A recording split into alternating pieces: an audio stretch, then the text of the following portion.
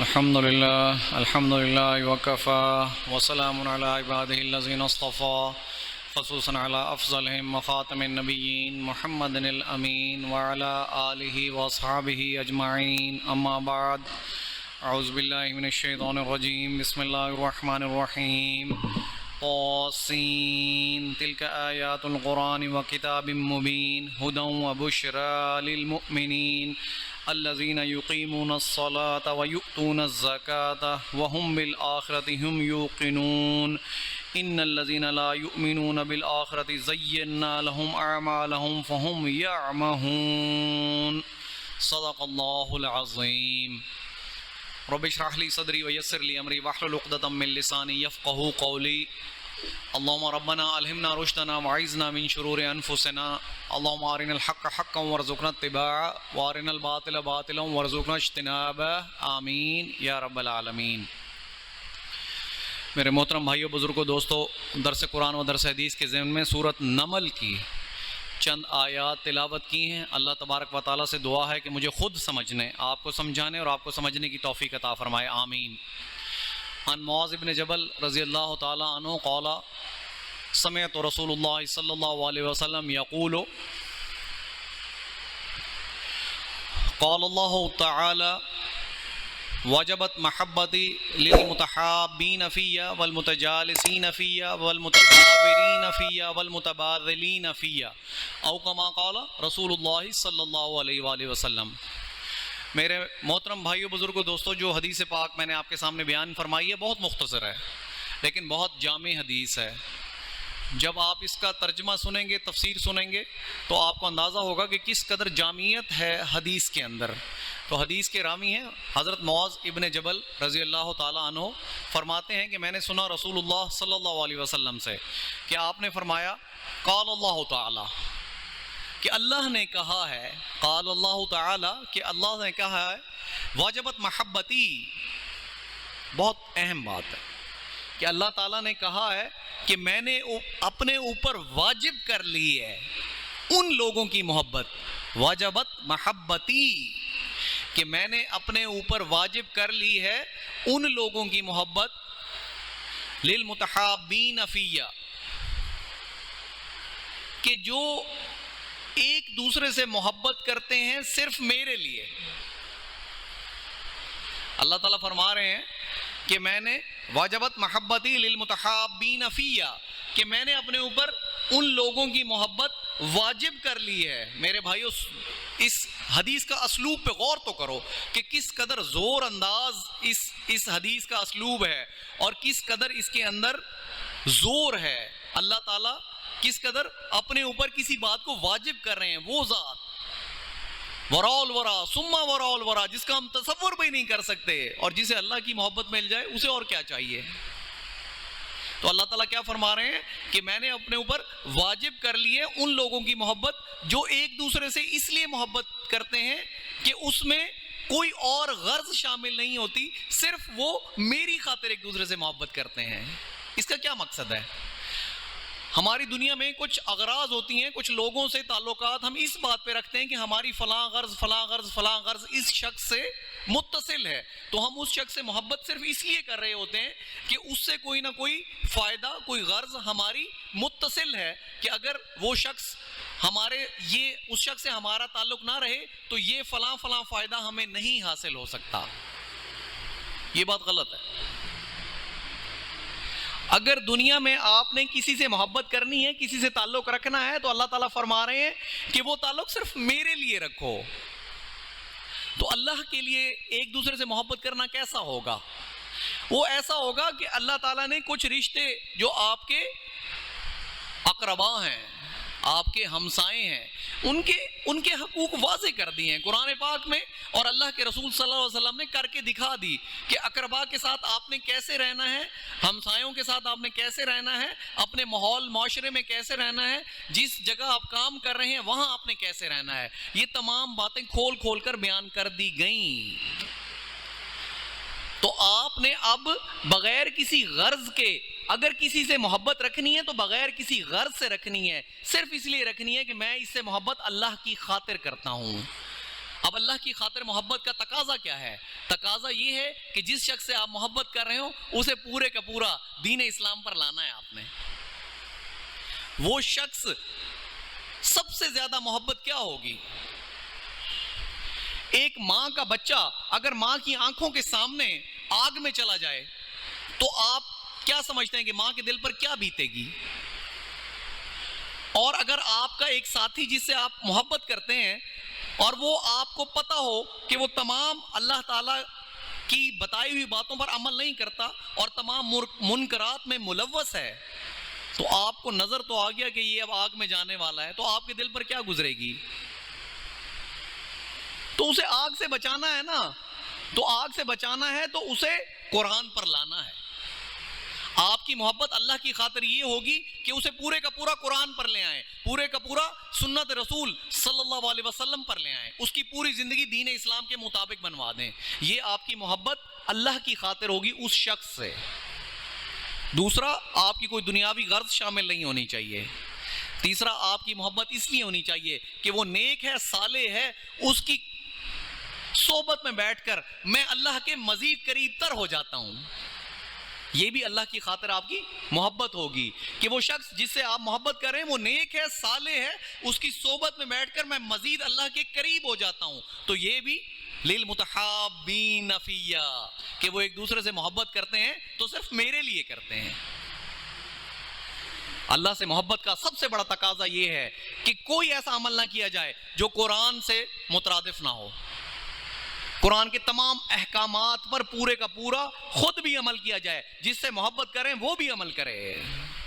تو میں نے آپ کو اللہ کی خاطر محبت کے مختلف کرائیٹیریاز بتا دیے کہ اللہ کی خاطر آخر محبت کس طرح کی جائے گی. کہ کوئی پہلی بنیادی شرط تو یہ ہوگی کہ اس میں کوئی دنیاوی غرض آپ کی شامل نہیں ہونی چاہیے، کیونکہ آپ نے جو کچھ مانگنا ہے اللہ سے مانگنا ہے. جو کچھ آپ کو دینا ہے وہ آپ کے رب نے دینا ہے، وہ کسی کا محتاج نہیں آپ کو دینے میں. نحن نرزقهم، وہ خود کہتا ہے ہم تمہیں رزق دیتے ہیں، رزق تو ہم دیتے ہیں.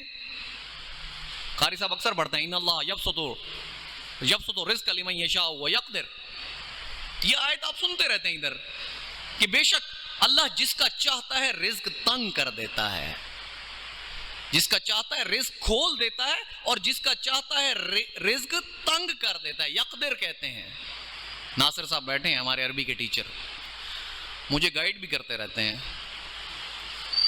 میں ان کا مشکور ہوں. جس کا چاہتا ہے اللہ رزق کشادہ کر دیتا ہے اور جس کا چاہتا ہے اللہ تعالیٰ رزق تنگ کر دیتا ہے. جب رزق کا وعدہ اللہ نے اپنے ہاتھ میں رکھ دیا تو پھر دنیاوی اغراض کی وجہ سے کسی سے محبت نہ کرنا. تو اللہ تعالیٰ نے واجب کر لی محبت ان لوگوں کی جو اللہ کی خاطر ایک دوسرے سے محبت کرتے ہیں. للمتحابین فیہ والمتجالسین فیہ، اور ایک دوسرے کے ساتھ اس لیے بیٹھتے ہیں مل کر کہ اس میں صرف اللہ کا ذکر کیا جائے. ایک دوسرے کے ساتھ بیٹھتے ہیں. آج ہم کس لیے بیٹھتے ہیں؟ لغو باتیں کرتے ہیں، ایسی باتیں جس سے نہ دنیا کا فائدہ ہوتا ہے نہ دین کا فائدہ ہوتا ہے. اللہ تعالیٰ کیا فرما رہے ہیں کہ میرے اوپر واجب ان لوگوں کی محبت ہے جو جب ایک دوسرے کے ساتھ بیٹھیں تو ذکر میرا ہو. للمتجالسین فیہ، کہ وہ میری خاطر بیٹھتے ہیں. وہ اس لیے بیٹھتے ہیں کہ ہم ایک دوسرے کا ایمان درست کر لیں. صحابہ کرام کا واقعہ آتا ہے کہ دو صحابہ کرام رضی اللہ تعالیٰ عنہما ایسے تھے کہ جب ملتے تھے تب تک جدا نہ ہوتے تھے جب تک ایک دوسرے کو سورۃ العصر نہ سنا دے. سنو تو صحیح. صحابہ کا ایمان رضی اللہ تعالیٰ عنہما کیسا ایمان تھا، لیکن اپنے ایمان کو تازہ کرنے کے لیے کیا سناتے تھے ایک دوسرے کو؟ سورۃ العصر کہ قسم ہے زمانے کی انسان خسارے میں ہے، مگر وہ لوگ جو ایمان لائے، نیک عمل کیے، تواصی بالحق تواصی بالصبر. 4 لوازم نجات ہیں جب تک وہ ایک دوسرے کو سناتے تھے تاکہ تازگی ہوتی رہے، اس کے علاوہ اور کوئی بات نہ ہو. اور سورۃ المومنون میں اللہ تعالیٰ کیا فرما رہے ہیں؟ والذین هم عن اللغو معرضون، کہ ایسے لوگ لغو باتوں سے اعراض کرتے ہیں. جو مومن ہیں، جو فلاح پا گئے، جنہوں نے اپنے مادی جسم کے پردے چاک کر کے اپنے روحانی جسم کو ترفع دے دیا، ان کی روح کا لنک رب سے جڑ گیا. کیسے جڑ گیا؟ کہ جہاں بھی بیٹھتے ہیں ذکر میرا کرتے ہیں. لا مقصود الا اللہ، لا مطلوب الا اللہ، لا محبوب الا اللہ. آپ کا مقصود، آپ کا مطلوب، آپ کا محبوب اللہ کے سوا کوئی نہ ہو. للمتجالسین فیہ. تو پھر اللہ کہتے ہیں ان لوگوں کی محبت واجب ہو جاتی ہے میرے اوپر. اللہ کے رسول کیا فرما رہے ہیں؟ یہ ان ابی ہریرہ رضی اللہ تعالیٰ عنہ قال قال رسول اللہ صلی اللہ علیہ وسلم من سلک علما یلتمس فیہ من سلک طریقا یلتمس فیہ علما، کہ جس شخص نے کوئی ایسا راستہ اختیار کیا جس پر چل کر وہ کوئی علم حاصل کرے، اور سب سے بڑا علم کیا ہے؟ قرآن مجید ہے. سب سے بڑا علم، دنیا کا سب سے بڑا علم قرآن پاک ہے. تو جس شخص نے وہ راستہ اختیار کیا جس پر چل کر وہ علم حاصل کرے، تو آگے اللہ تعالیٰ کیا کرتے ہیں؟ سہل اللہ لہ طریقا الی الجنت. اللہ تعالیٰ اس کے لیے جنت کا راستہ آسان فرما دیتے ہیں. اللہ تعالیٰ اس کے لیے جنت کا راستہ آسان کر دیتے ہیں. وما قعد قوم فی مسجد یتلون کتاب اللہ ویتدارسون بینہم الا نزلت علیہم السکینۃ. اور کچھ لوگ جب اللہ کے گھر میں، سن لو آپ کے لیے ہے حدیث، آپ کے لیے ہے کہ کچھ لوگ جب اللہ کے گھر میں صرف اس غرض سے بیٹھتے ہیں کہ وہ اللہ کی کتاب کی تلاوت کریں گے اور ایک دوسرے کو سیکھیں گے، سکھائیں گے، تو اللہ تعالیٰ کیا کرتے ہیں؟ الا نزلت علیہم السکینۃ. اللہ تعالیٰ ان کے اوپر سکینہ نازل کر دیتے ہیں، ان کے اوپر سکون کی کیفیت آ جاتی ہے، ان کے دل کو اطمینان آ جاتا ہے، قرار کی کیفیت میں آ جاتے ہیں. جو دماغی طور پر پریشان آ کے یہاں بیٹھے گا، اللہ کے کلام کو سنے گا، اللہ تعالیٰ اس کی دماغی پریشانیاں دور کر دے گا، کیونکہ اللہ کا وعدہ ہے. اللہ کے رسول صلی اللہ علیہ وسلم فرما رہے ہیں الا نزلت علیہم السکینۃ وغشیتہم الرحمۃ. اللہ کی رحمت انہیں اپنے گھیرے میں لے لیتی ہے. وحفتہم الملائکۃ، اور فرشتے اس محفل کا گھیراؤ کر لیتے ہیں. تو آپ کا کیا خیال ہے کہ آج فرشتوں کا گھیراؤ نہیں ہوگا اس محفل کے گرد؟ اللہ کے رسول کا وعدہ ہے. جب اللہ کے رسول صلی اللہ علیہ وسلم کا وعدہ ہے تو پھر کس کا وعدہ ہوا؟ پھر اللہ کا وعدہ ہوا.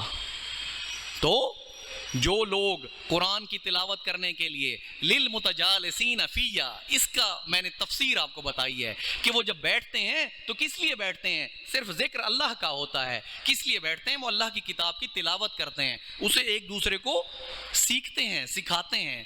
میں آپ کو سکھاؤں گا، آپ مجھے سکھائیں گے. یہ ہے یتدارسون بینہم، ایک دوسرے کو سیکھتے ہیں، سکھاتے ہیں. تو پھر تین چیزیں ان پر اللہ تعالیٰ کا وعدہ ہے کہ الا نزلت علیہم السکینۃ، سکینہ نازل ہوتی ہے، اللہ کی رحمت انہیں گھیرے میں لے لیتی ہے، فرشتے ان کا گھیراؤ کر لیتے ہیں. اور ایک بہت اہم بات اس حدیث پاک میں ہے، ومن ابطأ بہ عملہ لم یسرع بہ نسبہ. اور جس کے عمل میں روز قیامت کمی رہ گئی، اسے اس کا حسب نسب نہیں بچا سکے گا. سوچ لو، قیامت کے روز یہ ذات پات، حسب نسب، دولت کچھ کام نہیں آئے گی. وہاں کی کرنسی جو ہوگی، وہاں کی کرنسی اور ہے. وہاں کی کرنسی صرف عمل صالح ہیں، نیک اعمال ہیں، نیک اعمال ہیں. جس کے عمل میں کوئی کمی رہ گئی، اسے اس کا حسب نسب نہیں بچا سکے گا. یوم یفر المرء من اخیہ، اس دن بھائی آپ سے بھاگے گا، فرار اختیار کرے گا. وہ امہ و ابی، آپ کی ماں اور آپ کا باپ آپ سے بھاگے گا. وہ صاحبتہ و بنی، آپ کی بیوی، آپ کا بیٹا آپ سے فرار اختیار کرے گا، کہیں مجھ سے کچھ مانگ نہ لیں. یہ اللہ کے قرآن میں نقشہ ہے. یوم یفر المرء من اخیہ، آپ کا بھائی آپ سے اس دن فرار اختیار کرے گا. آپ کی ماں اور آپ کا باپ آپ سے دور بھاگیں گے، آپ کی بیوی، آپ کا بیٹا آپ سے دور بھاگیں گے، کہیں عمل صالح مانگ نہ لے. آج کی کرنسی تو عمل صالح ہے. تو اس حدیث پاک میں بھی یہی بیان کیا کہ جو عمل میں کم رہ گیا، اسے اس کا حسب نسب پورا نہیں کر سکے گا. تو اللہ تعالیٰ نے کیا کہا کہ میں نے واجب کر لی اپنے اوپر ان لوگوں کی محبت جو جب بیٹھتے ہیں تو میرا ذکر کرتے ہیں. وَلِلْمُتَزَاوِرِينَ فِيَّا، اور جب ایک دوسرے کو ملنے جاتے ہیں تو میرے لیے جاتے ہیں. سنو تو صحیح میرے بھائیو، جب ایک دوسرے کو ملنے جاتے ہیں تو اور کوئی غرض نہیں ہوتی. دنیاوی کوئی غرض نہیں ہوتی.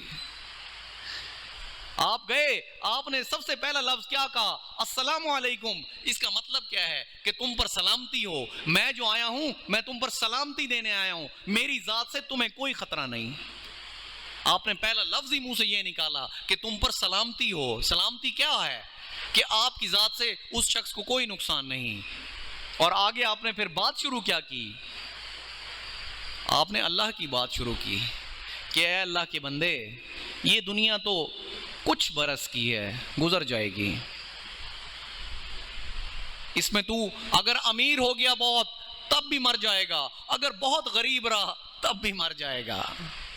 آج کل آفات آئی ہوئی ہیں, سیلاب ہے اتنا زیادہ, کتنے لوگوں کو آپ دیکھتے ہیں, ویڈیوز دیکھتے ہیں, لوگ مرے ہوئے ہیں. کیا ہے؟ یہی وقت ہم پر بھی آنا ہے. اگر تیار ہوئے اس وقت کے لیے تو پھر تو کامیابی ہے, اگر تیار نہ ہوئے اس وقت کے لیے تو پھر آبداً آبادا کی ناکامی ہے, آبد الآباد کی ناکامی ہے. کیونکہ اللہ نے جس روح کو تخلیق کیا انسان کی, اس نے روح کی تخلیق سے آبد الآباد تک رہنا ہے. اس کانسیپٹ کو بہت کلیئر کر لیں. اس انسان نے ختم نہیں ہونا. یہ تو ایک وقفہ امتحان ہے جس میں ہم بیٹھے ہیں. نحن قدرنا بینکم الموت وما نحن بمسبوقین. ہم نے تو موت کو ایک وقفے کے طور پہ خود مقرر کیا ہے, اور ہم نہیں ہیں عاجز. اللہ تعالیٰ خود فرما رہے ہیں. سورۃ الواقعہ کی آیت ہے قاری صاحب, سورۃ الواقعہ کی آیت ہے کہ ہم نے موت کو خود مقرر کیا ہے وقفے کے طور پہ. یہ وقفہ امتحان ہے, یہ امتحان گاہ ہے جہاں موت 1 گھنٹی کی صورت میں بچتی ہے. اسکول میں کیا ہوتا ہے, جب آپ کا ایگزام ہو رہا ہوتا ہے 3 گھنٹے کا, تو 3 گھنٹے جب مکمل ہو جاتے ہیں تو 1 گھنٹی بچ جاتی ہے. یا ایگزامینر آپ کو کیا کہتا ہے؟ ٹائم اپ, وقت ختم ہو جاتا ہے. تو ایک دن فرشتے آ کر ہم کو بھی کہہ دیں گے ٹائم اپ, وقت ختم ہو گیا. تمہیں امتحان کے لیے بھیجا تھا اس دنیا میں, وقت ختم ہو گیا تمہارا, پرچہ ہم سے کھینچ لیا جائے گا. ایک ساتھ بھی اللہ تعالیٰ اور مہلت نہیں دے گا. ایگزام میں ہم ایگزامینر سے منت کرتے ہیں نا کہ ہمیں 2 منٹ, 1 منٹ, 5 منٹ اور دے دیں, کچھ رہ گیا جلدی جلدی لکھ لیں. وہ مارے ہمدردی بعض اوقات ہمیں مہلت دے بھی دیتا ہے, لیکن اس پرچے میں جب ہمارا زندگی کا پرچہ ختم ہو گیا تب 1 ساتھ کی مہلت بھی نہیں ملے گی, 1 لمحے کی مہلت نہیں ملے گی. جب ٹائم آپ کی صدا آپ کو آپ کے کان میں گونج جائے گی, اگلا لمحہ نہیں ہوگا آپ کے پاس, آپ سے آپ کا پرچہ کھینچ لیا جائے گا. اب کچھ اچھا لکھا ہوگا تو کامیابی ملے گی, اور اگر کچھ اچھا نہیں لکھا ہوگا تو ہمیشہ ہمیش کی ناکامی ہوگی. وہ ناکامی عارضی ناکامی نہیں ہے, وہ ہمیشہ ہمیش کی ناکامی ہے. تو وہ لوگ ایک دوسرے کی زیارت للمتزاورین فیہ والمتبازلین فیہ, اور ایک دوسرے پر خرچہ کرتے ہیں صرف میرے لیے, ایک دوسرے پر اپنا مال خرچ کرتے ہیں صرف میرے لیے. وَآتَ الْمَالَ عَلَىٰ حُبِّهِ ذَوِي الْقُرْبَىٰ وَالْيَتَامَىٰ وَالْمَسَاكِينِ وَابْنِ السَّبِيلِ وَالسَّائِلِينَ وَفِي الرِّقَابِ. سورۃ البقرہ کی آیت ہے کہ مال کی محبت کے باوجود وَآتَ الْمَالَ عَلَىٰ حُبِّهِ ذَوِي الْقُرْبَىٰ وَالْيَتَامَىٰ, قرابت داروں پر خرچ کرو, یتیموں پر خرچ کرو, والمساکین مسکینوں پر خرچ کرو, والسائلین مانگنے والوں کو دو, وفی الرقاب اور گردنیں چھڑانے میں سے خرچ کرو. لوگ اگر قرضے میں دھس گئے ہیں, ان کی گردن قرضوں میں دھس گئی ہے, ان کی گردنیں چھڑانے کے لیے دو. کچھ لوگ قید میں چلے گئے ہیں, انہیں چھڑانے کے لیے دو. بہت بڑی لمبی تفصیل ہے اس مال خرچ کرنے کی, لیکن مال خرچ کرنا ہے صرف غرض دنیاوی نہیں ہونی چاہیے, صرف اللہ کے لیے. وَآتَ الْمَالَ عَلَىٰ حُبِّهِ ذَوِي الْقُرْبَىٰ وَالْيَتَامَىٰ وَالْمَسَاكِينِ وَابْنِ السَّبِيلِ. مسافر کا بھی ذکر ہے کہ مسافر پہ بھی مال خرچ کرو. وَالسَّائِلِينَ وَفِي الرِّقَابِ. اس حدیث پاک کو یہیں اس کا اختتام کرتے ہیں. امید ہے کہ آپ کو بہت مختصر حدیث سی لیکن بہت جامع حدیث تھی. اسے پڑھ کر خود مجھے بھی بہت خوشی ہوئی کہ بہت مختصر لیکن بہت جامع باتیں ہیں اس میں. سورت نمل کا آغاز کریں گے. یہ مکی سورت ہے. اس میں التذکیر بآلاء اللہ، انباء الرسول اور قصص النبیین، 3 طرح کے اس کے مضامین ہیں. التذکیر بآلاء اللہ، انباء الرسل اور قصص النبیین. کسی وقت میں ان باتوں کو بھی آپ کو وضاحت کروں گا کہ آخر یہ کیا باتیں ہیں. التذکیر بآلاء اللہ کیا ہے، انباء الرسل کیا ہوتا ہے، قصص النبیین کیا ہوتا ہے. کیونکہ اگر آج میں یہ بیان کرنے بیٹھ گیا تو پھر درس رہ جائے گا. طاسین تلک آیات القرآن و کتاب مبین. حروف مقطعات. قرآن پڑھتے جاؤ دل میں اترتا جاتا ہے، جتنا پڑھتے جاؤ گے اتنا لطف آتا چلا جاتا ہے. طاسین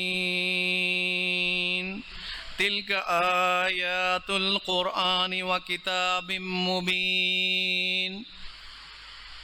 اللہ تعالیٰ فرماتے ہیں کہ یہ آیات ہیں قرآن کی، یعنی روشن کتاب کی. علماء نے کہا ہے کہ یہ بہت تفسیری سے مانا جائے کہ یہ آیات ہیں قرآن کی اور روشن کتاب کی. یہ بھی ایک ترجمہ ہے، لیکن علماء نے کہا نہیں، اسے بہت تفسیری مانا جائے کہ یہ آیات ہیں قرآن کی یعنی روشن کتاب کی. یہ آیات ہیں قرآن کی یعنی کہ روشن کتاب کی. ہیں کیا؟ ہدوں و بشرا للمؤمنین. یہ ہدایت ہیں اور بشارت ہیں کن کے لیے؟ للمؤمنین، ایمان لانے والوں کے لیے، جن کے دلوں میں ایمان ہے. یہ ان کے لیے ہدایت ہیں، یہ ان کے لیے بشارت ہیں. اسی ایمان کی جد و جہد تو کر رہے ہیں یہاں پر میں یہاں بیٹھ کر کہ یہ ایمان ہمارے دلوں میں داخل ہو جائے. جب ایمان دلوں میں داخل ہو جائے گا تو سارے دنیاوی پردے آنکھوں کے سامنے سے ہٹ جائیں گے، دنیاوی پردے دور ہو جائیں گے. سماعت دور دور تک بصارت دور دور تک دیکھنا شروع کر دے گی. وہ چیزیں دیکھے گی جو کبھی پہلے نظر نہیں آئی تھی. تو یہ ہدایت ہے اور بشارت ہے کن کے لیے؟ مومنین کے لیے. وہ مومنین کرتے کیا ہیں؟ الذین یقیمون الصلاۃ، وہ لوگ نماز کو قائم کرتے ہیں. نماز کے لیے ہمیشہ قائم کرنے کا لفظ آیا ہے قرآن پاک میں. ہم نماز کو پڑھتے ہیں، خدا را نماز کو قائم کرو. والذین هم فی صلاتہم خاشعون، نماز میں خشیت اختیار کرتے ہیں. جب نماز کے لیے کھڑے ہو جاتے ہیں تو ان کا تعلق رب سے جڑ جاتا ہے. والذین هم علی صلواتہم یحافظون، وہ اپنی نمازوں کی حفاظت کرتے ہیں. نماز میں خشیت اور نماز کی حفاظت، دو چیزیں مل کر نماز کو قائم کرنا ہوتا ہے.